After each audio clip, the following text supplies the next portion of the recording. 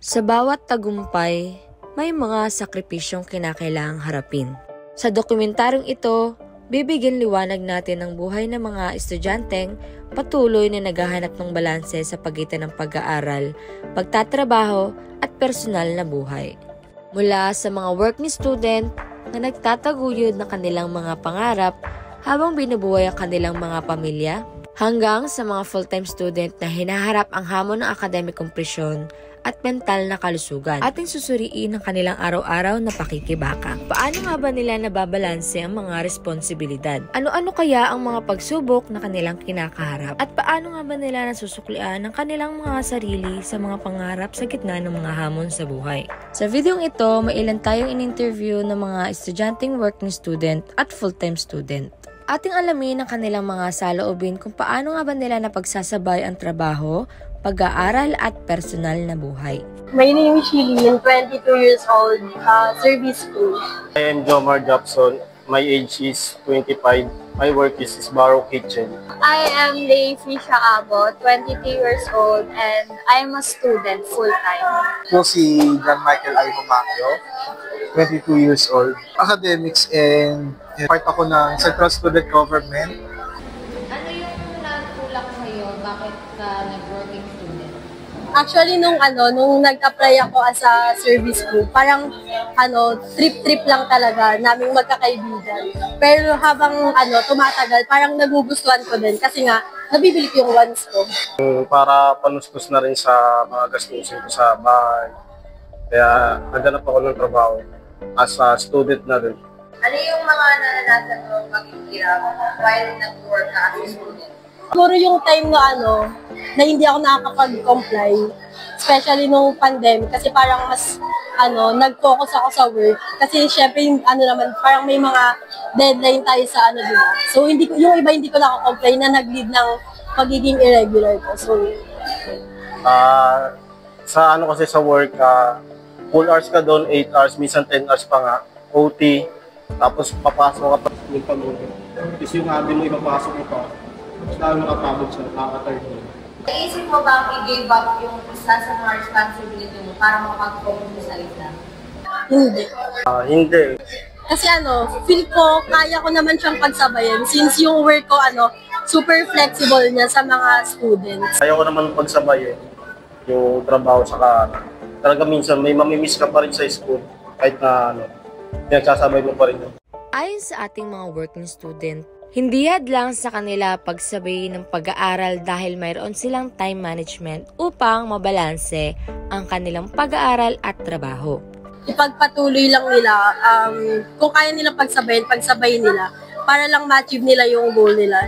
Yung pinakauna is time management para mapagsabay yung pag-aaral sa trabaho. Siyempre kung alam naman natin mahirap yung pagiging working student, gawa nung mahirap sa oras, mahirap mabalance. Pero kung gugustuhin mo makatapos talaga, hindi na pa mangyari, matapos pag-aaral, kahit na working student pa. Sa kabilang dako, alamin naman natin ang mga saloobin ng mga full-time student. Anong pinagkakabalahan mo sa buhay? Pinagkakabalahan ko sa buhay is academics and yung part ako ng Central Student Government. Isa akong Committee on Multimedia and Technical Operations. Ginagawa namin doon is isa kami doon sa mga nag-handle ng lights and sounds pagdating sa events sa school, kung ano mang event yon sa school. Then, ayun, kami rin ang nag-handle sa mga request ng students, kung ano yung mga kailangan nila. Ayun. As a full-time student, ano sa tingin mo yung advantage mo sa mga working student? Well, syempre, compared sa mga working students, controlled ko yung oras ko. So, kapag merong pinapagawa sa school, kaya ko agad siya pagtuunan ng pansin. Unlike sa kanila, hati yung oras nila sa work nila. So, sa bagay mo na full-time student ka, may mga naharap ka ba o ginaharap kang struggle as a student? Siyempre, hindi naman pag sinabing full-time student ka lang, wala ka ng struggle sa buhay. For me, especially, meron pa din akong mga responsibilidad sa bahay namin na kailangan kong gampanan. Hindi lang naman porket wala akong trabaho, hindi na ibig sabihin hindi ako nagsistruggle sa buhay. Ayon sa kanila, may mga kinakaharap pa rin sila mga struggle sa buhay kahit na sila ay mga full full-time student, gaya na lamang ng financial problem o time management. Kung hindi ka kasi marunong mag-manage ng time mo properly, mahirapan ka talaga. Pero sa part ko, nahirapan ako kasi may times na nagpapanik ako, di ko alam kung anong gagawin ko, anong unahin ko. Kasi madalas nagkakasabay-sabay na eh. Yung parang iisang deadline lang, iisang oras lang yung ng pagpasa ng mga task. Then, may times nga na, ayun, lumalagpas ako sa deadline. Tapos, syempre, may naapektuhan din nun. Pero, nagagawa ko naman siya properly. Kahit although late ko siya natatapos. Mainly yung struggle ko is sa time management. Siyempre, kapag ka nag-aaral ka, madaming deadlines, madaming pinapagawa, mahirap siyang i-balance sa personal life ko, sa mga kailangan kong gawin sa bahay. At ayon kay Lay, umabot na rin sa puntong naisipan na rin niyang mag-working student para lamang matustusan ang kanyang financial problem. And oo, naisip ko na mag-working student para matustusan yung pangangailangan ko nga. Siyempre, madami tayong ginagastos.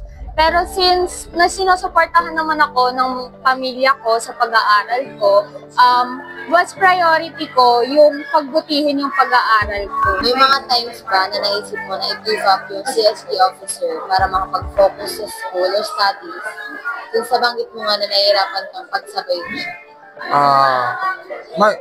Maraming beses akong nag-isip na give up na lang yung CSG. Since yun nga, graduating na,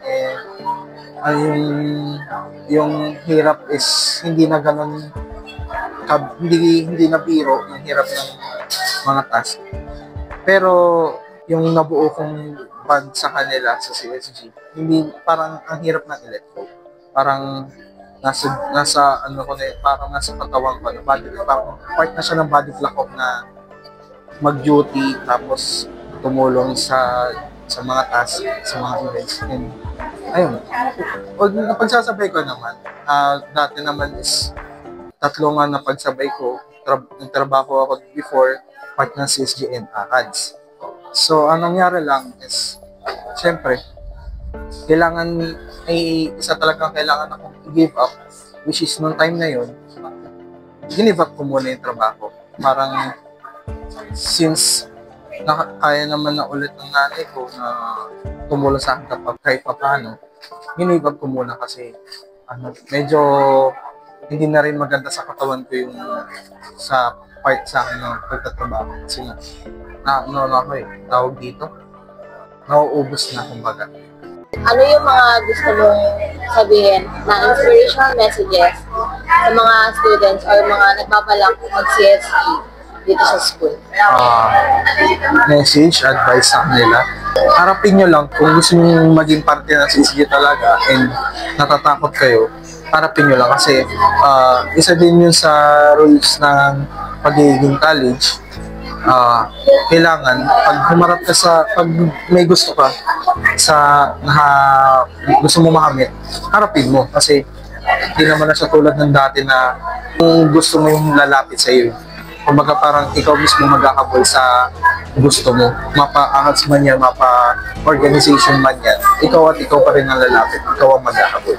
Parang harapin mo lang ng harapin, huwag kang matakot, huwag kayong matakot and ayun, enjoyin nyo lang din. Yun lang naman kasi, enjoy lang. Lahat tayo ay may sari-sariling hamon na kinakaharap sa buhay, mapa-working student o full-time student. Sa mundo kung saan mahalaga ang edukasyon at pangkabuhayan, maraming kabataan ang kailangang magsakripisyo para maabot ang kanilang mga pangarap. Isa sa dahilan ng inspirasyon upang magpatuloy sa pangarap. At para sa kanilang lahat, pamilya ang pinaka nagsisilbing pundasyon upang magpatuloy makamtan ang kanilang mga mithiin. Yung magulang ko, siyempre, pinakauna ko siya inspirasyon. Family ko, syempre. Inspiration ko, nanay tsaka ate ko. Yung pinaka-inspiration ko is syempre yung parents ko, mga nagpapaaral sa akin. Kailangan ko naman magtapos talaga ng pag-aaral. Dahil yun lang sa akin. Para makapag-ano rin ako, at least nakakatulong somehow, kahit maliit na bagay ko. Tapos, syempre, yung goal ko na makapagtapos and makatulong sa nanay ko financially. Gusto ko maging proud sila sa akin. Inspiration ko din yung sarili ko kasi may mga pangarap ako sa buhay na gusto kong matupad. Sa bawat pahina ng buhay, may mga taong matapang na hinaharap ang hamon ng pagsabay sa trabaho at pag-aaral, gaya ng mga working students. Sa kabila ng bigat ng responsibilidad, nananatili silang nakatayo, naglalakad patungo sa pangarap na tila abot kamay ngunit puno ng sakripisyo. Kasabay nila ang mga full-time students na bagamat hindi nagtatrabaho ay patuloy na hinaharap ang kanilang sariling laban upang makamit ang tagumpay. Last question, ano yung mga gusto mong ibigay or mga inspirational messages when it comes sa mga working students and non-working students? Yung message ko sa mga working student is parang ipagpatuloy lang nila, kung kaya nila pagsabay nila para lang ma-achieve nila yung goal nila. Sa mga working student, laban lang. Alam kong kaya nyo yan. At sa mga non-working student, tapusin nyo lang yan. Sana galingan yung pasusunod. Okay, so for working students, pagbutihan nyo lang maigi, be wise sa pag-manage ng time nyo kasi in the end, dun lang naman talaga yung kailangan yung ayusin para mabalance nyo yung work-life balance nyo. Especially meron pang kasamang pag-aaral. And para naman sa mga non-working students, mag-focus lang kayo sa pag-aaral nyo, pag-igihan nyo mabuti para maging proud sa inyo yung mga yung mga mahal nyo sa buhay. Ang inspirasyon ng buhay ng mga estudyanteng ito ay sumasalamin sa tibay ng puso at galing ng Pilipino. Ang kanilang kwento ay isang paalala na sa kabila ng hirap at pagod, may liwanag sa dulo ng bawat pagsubok. Sa pagtatagpo ng trabaho, pag-aaral at personal na buhay, masisilayan ang tunay na kahulugan ng dedikasyon, balanse at tagumpay. Ang sanaysay na ito ay maglalahad ng mga karanasan at aral mula sa kanilang mga kwento na maaaring maging inspirasyon sa iba upang patuloy na mangarap at magsikap sa kabila ng lahat ng hamon sa buhay. Sa gitna ng mga hamon, natutunan nilang balansehin ang buhay at abutin ang kanilang mga pangarap. Sa pagitan ng dalawang mundo, trabaho at eskwela, may mga individual na patuloy na lumalaban sa buhay. Ang balanse sa buhay ay hindi laging perpekto. Ngunit ang pagsusumikap na maabot ito ay nagbibigay halaga sa bawat oras, pawis at pagod. Sa dulo, hindi lamang tungkol sa tagumpay ang kwento, kundi sa paglalakbay, sa mga aral at sa pagkatutong mahalin ang sariling kakayahan. Patuloy na magpursige dahil ang pangarap ay abot kamay ng mga handang magsakripisyo at lumaban. Ito ang kwento ng determinasyon, sakripisyo at tagumpay ng mga estudyanteng pinipiling huwag sumuko sa kabila ng bigat ng kanilang mga tungkulin. Para sa pangarap, para sa kinabukasan.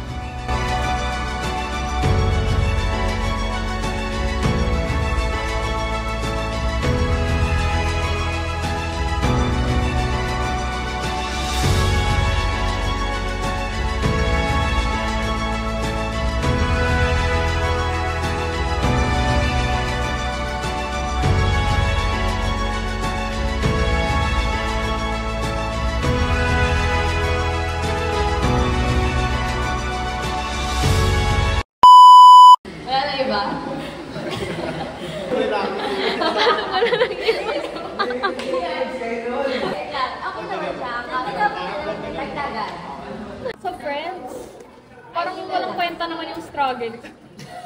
Hindi lang makagala. Wait lang. Hindi ako naiyak, gago. Wala akong mali sa sagot.